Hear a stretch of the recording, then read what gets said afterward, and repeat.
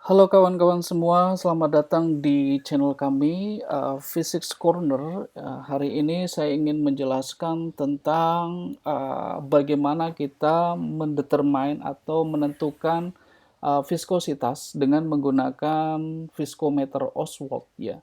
Ini sebenarnya video dari India, tapi saya coba translate ke dalam bahasa Indonesia ya. Ini dari channel YouTube Solution Farmation ya. Kalian bisa lakukan subscribe, like atau komen di channel ini dan beberapa studi tentang farmasi juga berada di sana. Baik, kita mulai saja. Uh, Hello friends, welcome to the channel Solution. ya. In this video, we will show you how to determine the viscosity of any liquid by using Ostwald viscometer. Ya, selamat datang teman-teman. Pada kesempatan kali ini kita akan melihat bagaimana menentukan kekentalan zat cair dengan menggunakan viskometer Oswald. Ya. Ostwald viscometer is an instrument by which we can determine the viscosity of the liquid, and viscosity is defined as the internal resistance to flow of any liquid. Ya, ini sebenarnya kekentalan zat cair itu karena internal resistance atau tahanan pada zat cair tersebut, sehingga kalau resistance semakin besar maka zat cair itu semakin kental ya, atau kalau resistance kecil zat cair itu akan semakin encer. And the principle of determining the viscosity by Ostwald viscometer is that in this method we will determine the viscosity of any liquid by determining the flow rate of the fixed volume of the liquid through the capillary present inside the Ostwald viscometer. Ya, ini akan kita lakukan dengan memasukkan beberapa zat cair ya, dengan melihat flow rate atau laju aliran zat cair tersebut berdasarkan waktu yang ditempuh ya, semakin lama atau cukup waktu pendek. And on the basis of this flow rate, the viscosity of liquid is determined. Normally, the Ostwald viscometer is used to determine the viscosity of Newtonian fluid. Newtonian fluid is that liquid of which viscosity does not change with the flow rate. Yes, ini hanya digunakan pada cairan Newtonian ya, di mana grafik flow rate ini constant terhadap yang sebelumnya kita lihat rate of shear ataupun shearing stress. Now, the next part is the construction of Ostwald viscometer. In this part, we will tell you the Selanjutnya adalah kontraksi dari viskometer Oswald ini. Ini adalah in the left side diagram yang menunjukkan viskometer Oswald ya. and from the top of this length, we transfer liquid to the pipette. Ostwald viscometer consists of two bulbs, and in the left side you can see the big size bulb, and which we have labeled as bulb 1. Ya, viskometer Oswald ini terdiri dari pipa yang besar di sebelah kiri dan ini semua pipa yang kecil ya. Terdiri dari dua bulb, bulb besar dan bulb kecil ya. And below which there is a U-shaped tube. That's why the Ostwald viscometer is also called U-tube viscometer. And just above the U-shaped tube, at the right side there is a capillary tube, and just above the capillary tube there is a bulb which we have labeled as bulb 2. And just above and below the bulb 2 there are two markers. We have labeled the mark just above the bulb 1 as mark A, and we have labeled the mark just below the bulb as mark B. And to the top of the right side of the upper lane, above the bulb 2, we attach rubber tube to suck the liquid from the bulb 1 to bulb 2. Oke. Ini terdiri dua bulb besar dan bulb kecil. Tempat ini adalah untuk memasukkan liquid ya. Water Lyman transfer liquid ini digunakan untuk memasukkan liquid sampai pada suatu volume tertentu masuk ke dalam bulb ini ya. Ini adalah rubber tub suck liquid, artinya ini tempat untuk nanti liquid ini dihisap pada suatu batas tertentu atau di atas batas ini. Ini ada upper mark level A, ini ada tanda garis sebenarnya di sini. Kemudian di sini ada bulb kedua, bulb yang lebih kecil, dan ini ada lower mark B ya. Ini adalah batasan panjang tanda A dan tanda B yang nantinya akan kita tentukan waktu jatuhnya berapa detik ya. Dan kemudian di bawah ini ada pipa kapiler, ya, kapilaritas, dan kemudian ini adalah pipa U, ya. Oke. Now the next part is the working of Ostwald viscometer. First we have to transfer the fixed volume of the liquid from the wider length with the help of pipette to fill the bulb 1. And after filling the bulb 1, then we have to suck the liquid of the bulb 1 to the opposite length with the help of rubber tube which we have to attach at the top of the length to fill the bulb 2. Liquid fill the bulb 2 by passing through the U-tube and then through the capillary. Oke. Cara menggunakannya ya kita masukkan ke cairan ini ke dalam pipa ini sampai dengan ke bawah sampai dengan bulb, mengisi bulb yang besar ini, kemudian pipa U, ya, pipa U, dan kemudian tidak sampai dengan pipa kapilaritas, pipa kapiler nanti, karena kita akan hisap, ya, hisap cairan itu dari pipa sebelah kiri. We have already mentioned that there are two markings. Mark B just below the bulb 2 and mark A just above the bulb 2. And we have to fill the liquid above the upper mark A and then the liquid is allowed to flow freely. And we have to record the time required to flow the liquid in seconds from the upper mark A to lower mark B. Ya, ya. Nantinya kita akan menghitung waktu jatuh cairan tersebut dari mark A jatuh ke mark B, atau dari tanda A turun ke tanda B dalam berapa second. And according to this time, we can determine the viscosity of liquid. From this side, we suck the liquid with the help of rubber tube, and this is the working of viscometer. Now next is the experimental part, and in this part, we will show you the method to determine the viscosity of liquid. Ya, berikutnya kita akan melihat praktek langsung dengan menggunakan liquid, ya, dengan menggunakan cairan tertentu. For determining the viscosity of any liquid, Kita gunakan wet distillated water atau standar that liquid of air, atau kita ini adalah menggunakan Aquades. as a standard liquid of which viscosity is known at a particular temperature. Now, take clean and dry Dan kemudian posisikan viscometer Oswald ini dalam satu statif, ya, yang stabil, karena ini harus dalam kondisi berdiri dan usahakan bukan dipegang oleh tangan. and then clamp it vertically in the burette stand and then transfer the distilled water in the Ostwald viscometer with the help of pipette to fill the bulb 1 completely. After filling completely the bulb 1 with the distilled water, then from the opposite length, suck the liquid with the help of rubber tube so that the liquid reaches up to 1 to 2 centimeters above the upper mark A. And after this, the distilled water is allowed to flow freely.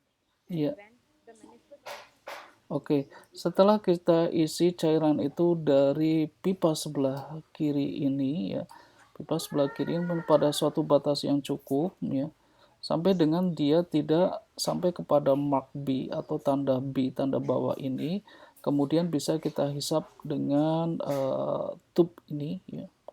the water means the level of water touches the upper mark. Nah, kita lihat Was immediately itu mark A, when the meniscus mulai perhitungan, reaches to the lower mark B. tunggu sampai dengan Immediately means mark B, ya. Ini adalah mark A, tanda A, dan ini adalah tanda B. to lower mark B and then repeat this process 2 times more so that we will get accurate reading. Now you can see that the meniscus of water reaches to the lower mark B. Now stop the stopwatch and here Ya, time required for the distilled water to flow from the upper mark A. setelah sampai pada mark B, kita stop, dan ini di waktu 21,94 detik. And then record this time and next we have to repeat the same process with the liquid sample. Dan kemudian kita bisa lanjutkan lagi dengan liquid yang berbeda, bisa menggunakan turpentine oil, ya, Of which atau for this we have cairan lain. same Ostwald viscometer and first Sama, kita masukkan lagi dari sebelah kiri cairan tersebut, in oven and then again clamp it vertically in the burette stand and then transfer the same volume of the sample liquid, that is turpentine oil, with the help of pipette through the wider length to fill the bulb 1. Here we have taken same volume of the turpentine oil as we have taken for the distilled water before. After filling the sample liquid, means turpentine oil in the bulb 1, Then we have to fill the bulb 2. For this, we Ya, have to obtain the kemudian liquid sample kita liquid hisap at lagi sample di liquid. bulb The 2 liquid sample sampai liquid fills dengan the bulb 1 di to fill atas the bulb 2 tanda by passing through the U atau shape and mark the A, capillary ya. tube. As you can see that we have filled the liquid sample in the bulb 2 1 to 2 centimeter above the upper mark A, and then allow the liquid sample means the turpentine oil to flow down freely, and again we have to start the Dan stopwatch kemudian immediately kita ulang as lagi soon as untuk the water menghitung level waktu, means water ya. meniscus reaches to the upper mark A. Viscosity is dependent on the Dari temperature posisi at A which sampai the dengan liquid is posisi B changing in temperature. melewati So bulb. we have to mention the temperature also in which we are performing the experiment. Generally, we use Ostwald viscometer to determine the viscosity of Newtonian fluid, and the liquid which is highly viscous Ini are hanya those bisa liquids digunakan we pada usually cairan use in Newton Ostwald viscometer because yang it eventually viskositasnya takes adalah everything of konstan. the highly viscous liquid through the capillary, and also it will take long time to pass through the capillary tube of the Ostwald viscometer. So, to determine the viscosity of highly viscous liquid, we use Brookfield viscometer. Now you can see that the level Ya, of Brookfield sekarang kalian viscometer bisa lihat, just nah reach the kita lower mark. putuskan That means waktunya we will adalah stop the kurang stopwatch, lebih and then use the time. 26,33 Here the detik. time required for the liquid sample to flow from the mark A to mark B is 26.33 seconds. Then again repeat the same process Perjalanan for the next dari time mark to A mark ke B mark and the B vice itu kurang versa. lebih Next, we have to 26,33 determine second. the density of sample liquid. Kemudian To determine the density of the liquid, we use specific sampel gravity lain, ya. bottle. First of all, we have to weigh clean and dry empty specific gravity bottle in the weighing machine, and here you can see that the weight of empty specific gravity bottle is 20.53. Then we have to fill. Berikutnya adalah perhitungan viskositas lain, ya. Kita mengukur, menimbang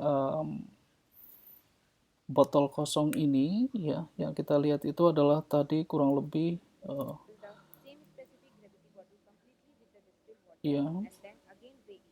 Here the weight of empty specific gravity bottle with distilled water is ya. 55.5. Ya, ini setelah botol kita isi dengan cairan, maka kita bisa melihat berapa berat botol terhadap cairan.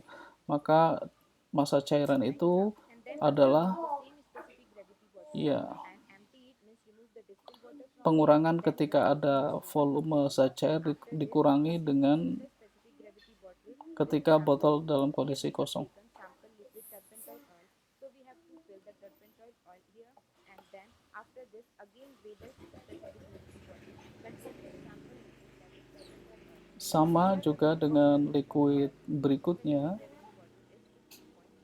Again record this value. Now next ya. part is the calculation part.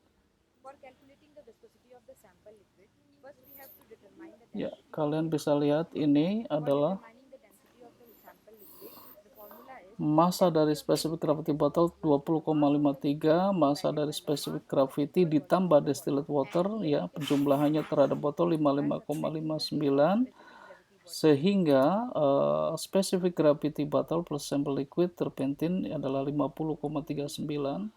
Density liquid terpentin kita dari ρ2 itu adalah mass of liquid, massa dari liquid dibagi dengan massa equal volume of water. So we can kita dapat ρ2 itu sebagai weight 3 dikurang weight 1 dibagi weight 2 dikurang weight 1, ya. Weight ini adalah botol ketika botol kosong.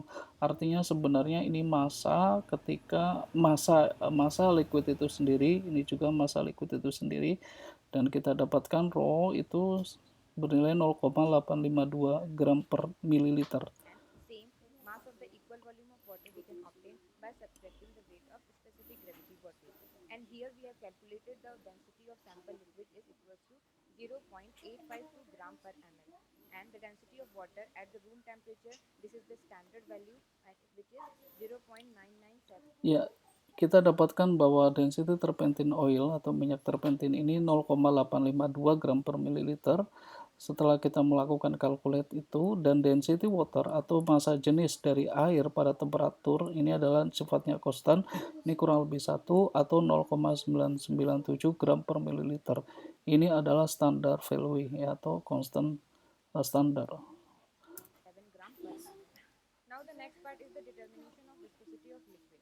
The formula to calculate the viscosity of any liquid is equals to the rho 2 multiplied by T2 divided by rho 1 multiplied by T1 and multiplied by eta 1. Here the rho 1 is Ya, kalian bisa lihat ini adalah perhitungan bagaimana mencari viskositas dari liquid dari perbandingan rho dan waktu ya. eta 1 equals to the density of water Karena perbandingan N2 per N1 itu adalah rho 2 T2 dibagi rho 1 T1 ya. Rho sebagai massa jenis dan T adalah waktu jatuh dari mark A to mark B ya. T2 is the mean time of the flow of the test sample means turpentine oil from the mark A to mark B. The viscosity of water at room temperature means eta 1 which is the standard value which we have taken is equals to 0.997 centipoise and the density of turpentine oil which we have calculated which is 0.8. Ya, setelah kita menghitung viskositas dari air pada temperatur ruang itu adalah 0,993 centipoise. Dan density of turpentine oil rho 2 itu sebagai 0,852 gram per mililiter. Kita sudah melakukan perhitungan ini ya. Density water atau massa jenis water dalam ruang temperatur adalah 0,997 gram per mililiter. Sorry.